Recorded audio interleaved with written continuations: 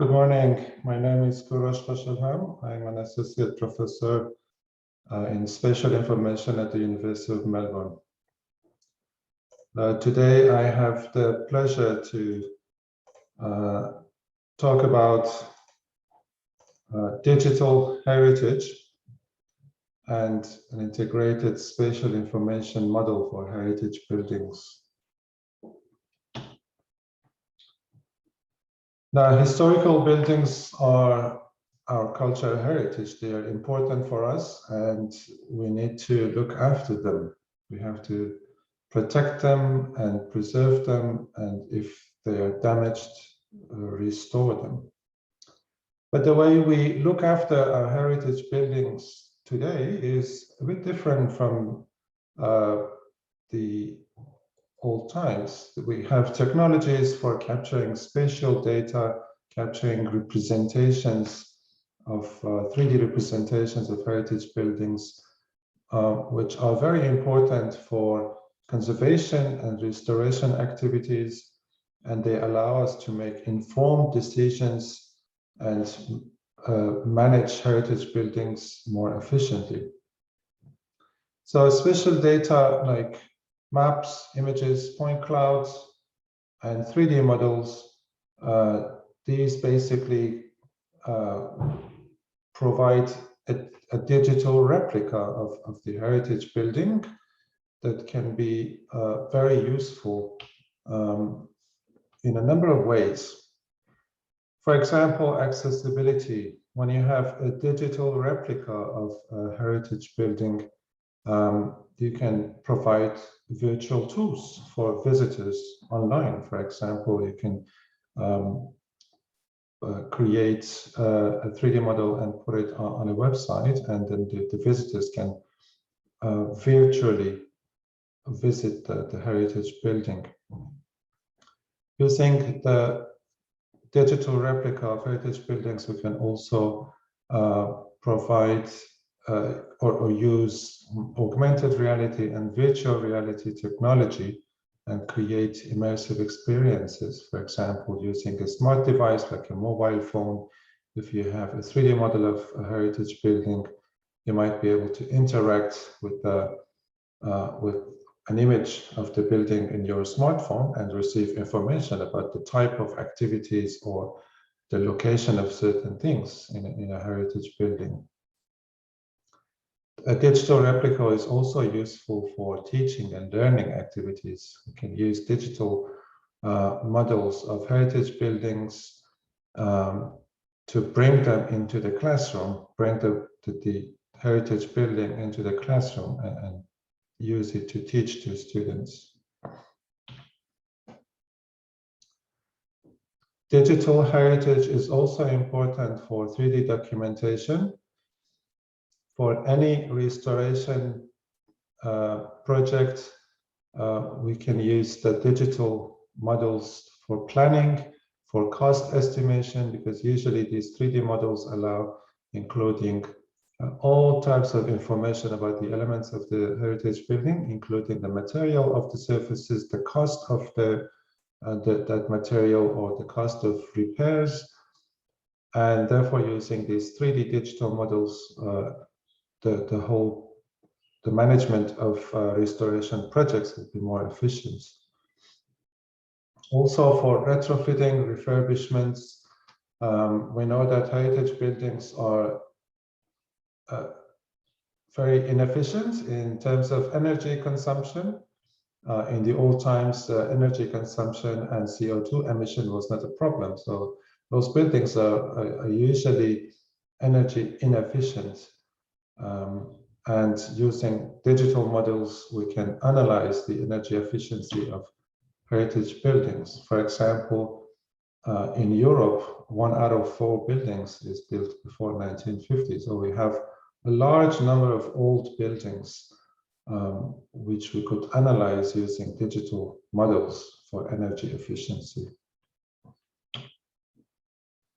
Structural health monitoring is another important issue which can make use of digital spatial data and 3D models by capturing data at different times, multi-epoch spatial data. We can monitor any damages in the building, any deformations. We can analyze the effects of activities, for example, events, if there is a construction nearby, if there is a transport line, a train line, a tram line nearby, and it might have an effect on the structural health of the heritage building.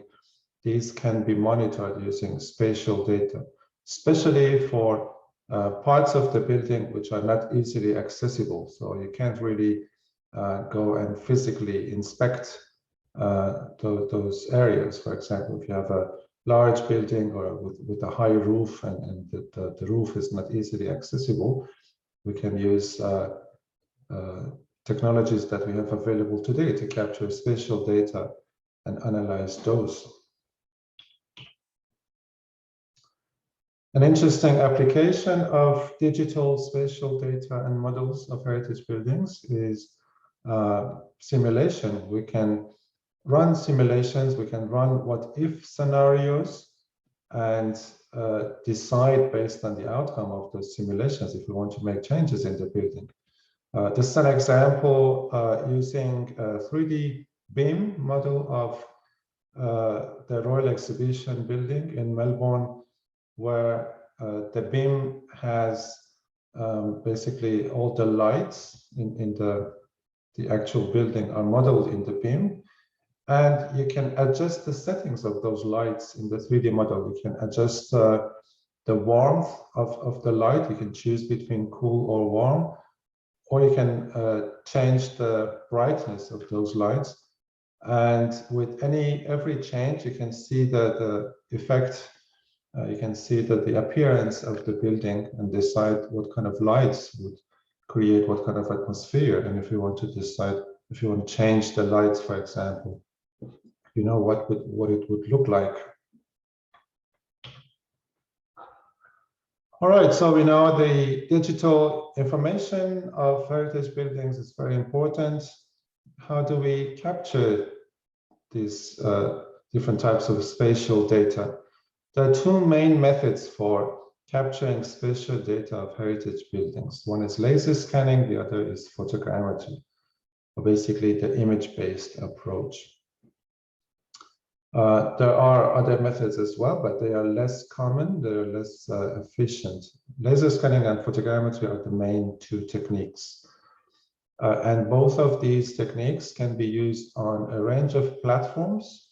For example, stationary on a tripod, you can put cameras or laser scanners on a tripod and capture data, or using mobile platforms. For example, today we have access to unmanned platforms, UAVs, UGVs, unmanned ground vehicles, which are basically robots that can carry a sensor and capture data in the heritage building. We also have handheld sensors that are quite flexible and efficient for data capture and allow us to move around and capture data of all the corners of the building. There are also wearable sensors today that can be used for capturing data of heritage buildings. For example, cameras and LiDAR sensors that you can put in your backpack, or depth cameras that you can actually wear as a headset. Or like an eyewear and capture spatial data. Now, each of these techniques has its own advantages and disadvantages. Photogrammetry, for example, is a method that can be used for large buildings. If you want to capture data of a large building, probably aerial imaging is the best approach. And what you see in this video is an example of photogrammetry data capture over the Royal Exhibition building in Melbourne. Compared to platforms on the ground, aerial platforms allow you capturing data of a larger area. And with the UAV, unmanned aerial vehicles, we can do this at a reasonable cost. These are much cheaper than, for example, piloted aircrafts for aerial imaging. Now, while the UAV photogrammetry involves an image acquisition and then a second process to do a 3D reconstruction from the images, with LiDAR or laser scanners, we can directly capture 3D data. And here you see an example of a LiDAR sensor that we used on board a UAV. And by flying over the building, the Heritage building, the Royal Exhibition building, we capture a very accurate 3D representation of the building in the form of a point cloud. So UAV or LiDAR is very suitable for direct measurement of the building in 3D. It's especially suitable for mapping inaccessible parts of the building. In the case of the Royal Exhibition building, for example, going on top of the dome is not really practical and easy, but using a UAV, we can capture data of the dome. And LiDAR data are generally considered more accurate than photogrammetry. We can usually achieve centimeter level accuracy, given that all the UAV LiDAR sensors are equipped with GPS and IMU.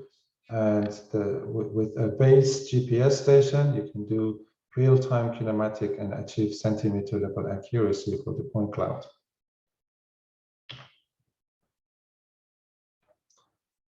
Now, while UAV photogrammetry and UAV laser scanning are suitable for the exterior of the building, usually for the interior, we use terrestrial laser scanning. And here you see an example, point cloud data captured by terrestrial laser scanner inside the Royal Exhibition building. The terrestrial laser scanning is considered the most accurate data acquisition technique. It provides potentially millimeter level accuracy with a lot of detail, with a very high point density. But it's quite inefficient, especially when we use the LiDAR on a tripod. Then you will have to capture data and then move the tripod, place it in another location and capture another scan. So for example, in the case of the Royal Exhibition building, we captured 40 scans of the interior, and that took us 2 full days to capture data. So the accuracy and high level of detail of terrestrial laser scanning comes at the price of inefficiency. So it takes more time, it's more labor intensive.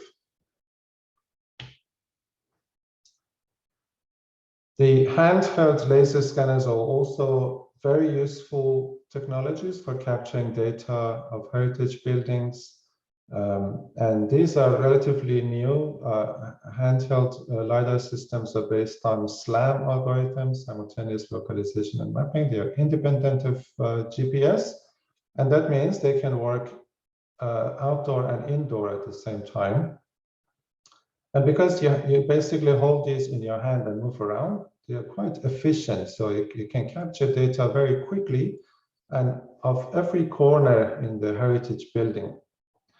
The problem with the current handheld LiDAR systems is their limited range. So for example, with this ZEP scanner, the range was 30 meters. And if you look at the data that we've captured of the Royal Exhibition building, this is actually the data captured of the interior of the building.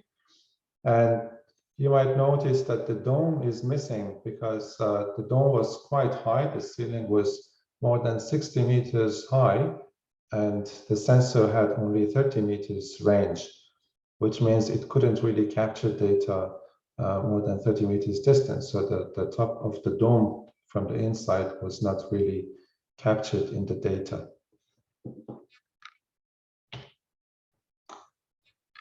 So overall, we have today access to a range of technologies for 3D data capture, but each of these techniques has its own advantages and disadvantages. And in practice, the best way to capture data is by a combination of these sensing technologies, using photogrammetry and UAV LiDAR for the exterior, for example, and then close-range photogrammetry and mobile LiDAR for the interior.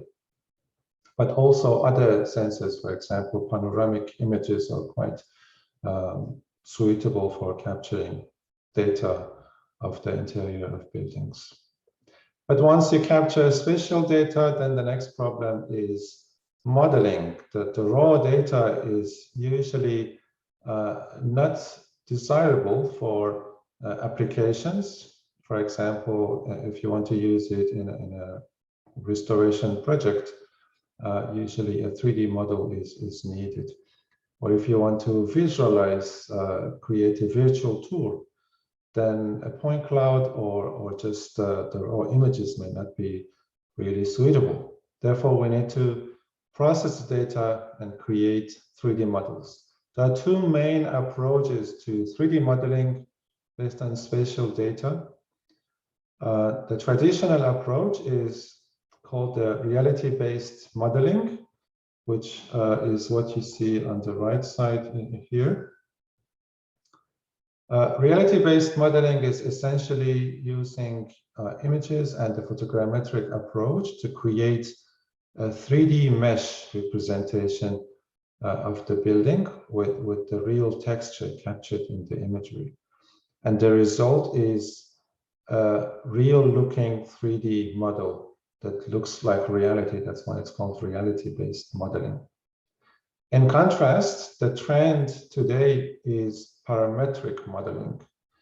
And there is a rich body of research today on methods to create parametric models like the one you see on the left from the imagery or point clouds captured by LiDAR sensors.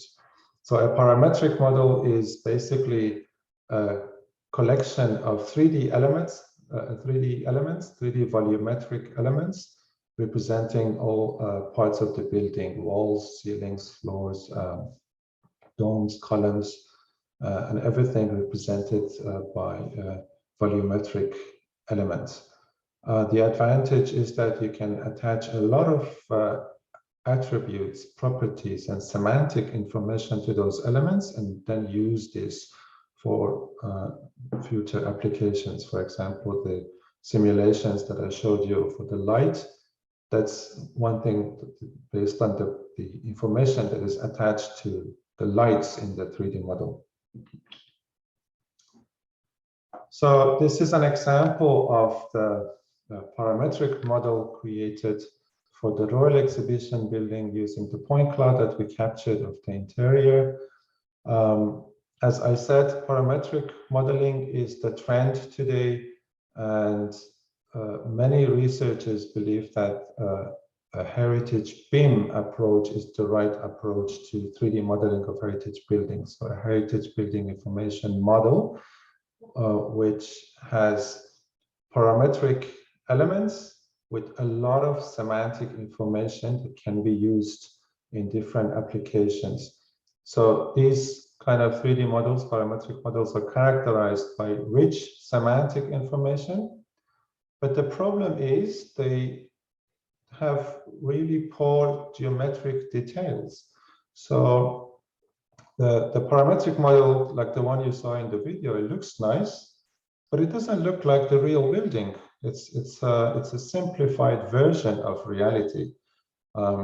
It doesn't really represent the reality of the building. Therefore, it's not really suitable for visualization. You're looking at a parametric model, you're not looking at what the actual building looks like. In contrast, reality-based modeling, like the one you see here in this video, provides a real-looking 3D model of the building. So that's how the building actually looks like in reality.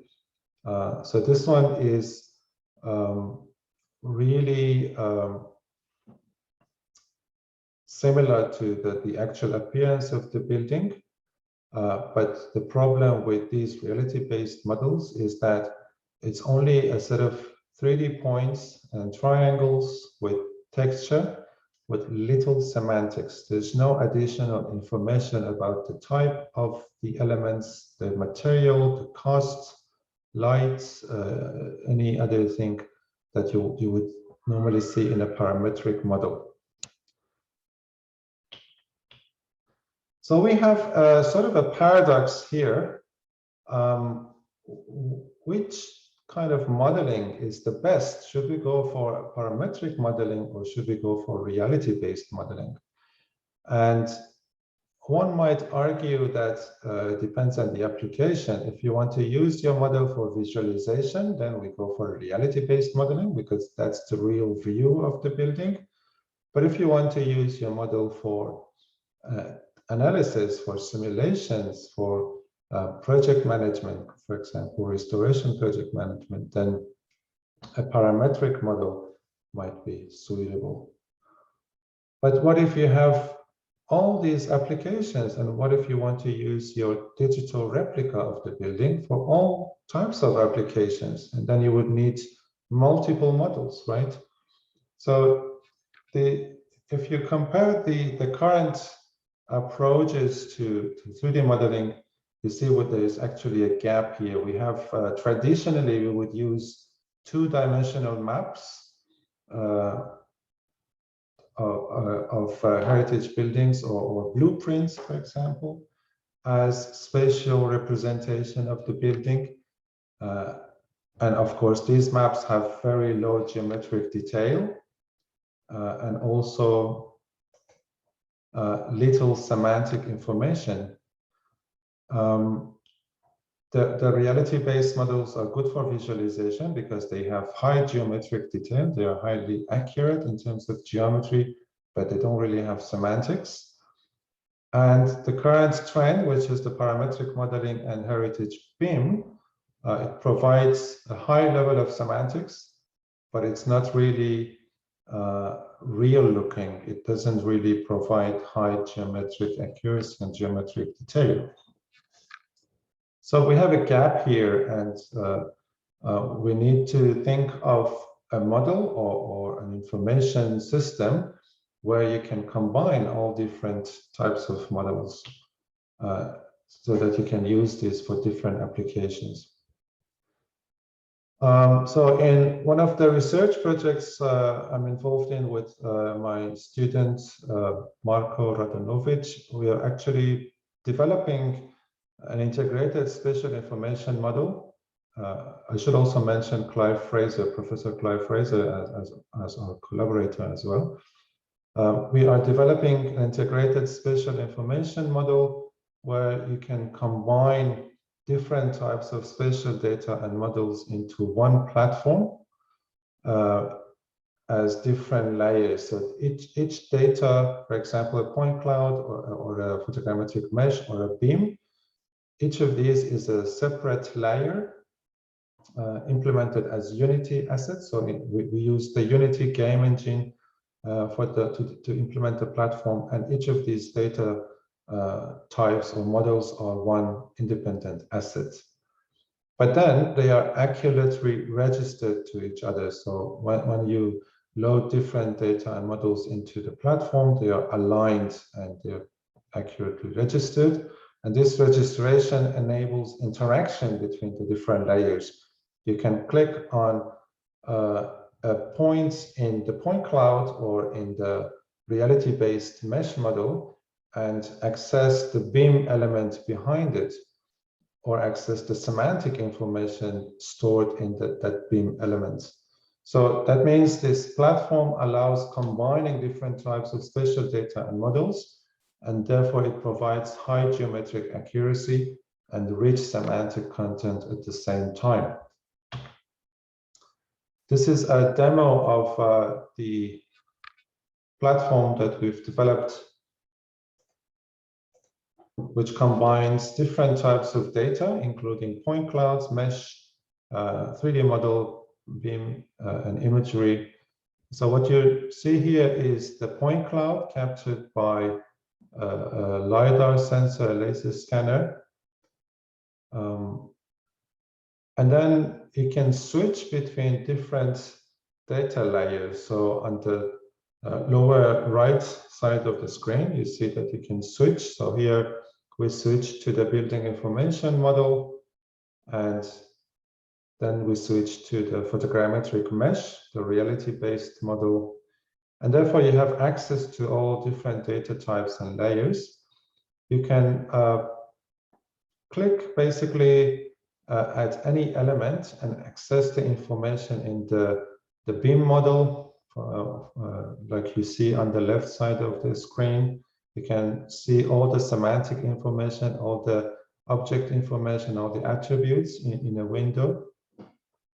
You can also look at the raw images or the raw data that was captured of the building.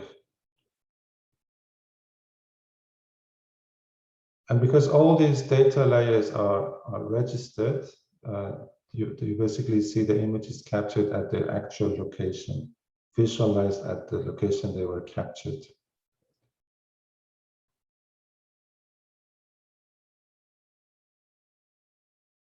So by clicking on the images, you can see the actual image in full resolution.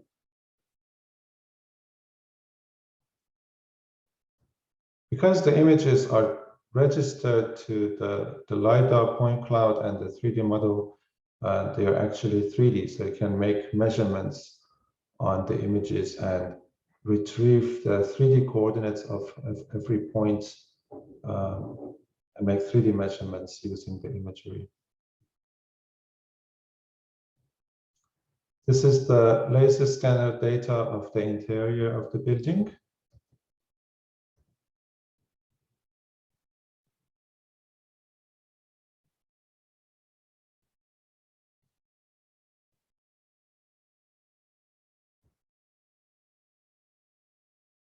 And on top of the dome, we have a panoramic image. So again, by clicking on that element, on the asset in the Unity platform, you access that data layer, the panoramic image. And again, because it's registered to the other layers, including the 3D layers, you can make 3D measurements in the panoramic images. Okay, I hope this was useful. To conclude, we believe that digital heritage is very useful and very important for efficient management of heritage buildings, to look after heritage buildings and protect them and preserve them and restore them. They allow us to make informed decisions. They provide a very useful means to improved accessibility of heritage buildings using virtual tours and online visualizations. Digital data and models are useful for 3D documentation of the buildings, for structural health monitoring, for running simulations and what-if scenarios. We looked at a problem in the 3D modeling of heritage buildings, and that's the problem we have with the semantic richness of the models versus the geometric accuracy or geometric level of detail. And we see that currently today there is no 3D model that can address all these issues and provide both high semantic richness and high geometric accuracy. Therefore, we think the solution is to combine different models, different types of models and data into a multi-layered platform, an integrated system where you can interact with different data types and different models. So the integrated spatial information model that we propose, it enables efficient management of different types of spatial data and models.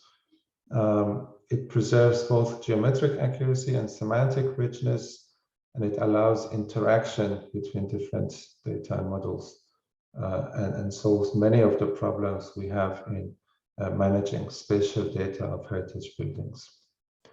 All right, I hope this was useful. Thank you very much. And I hope you enjoy the rest of the conference.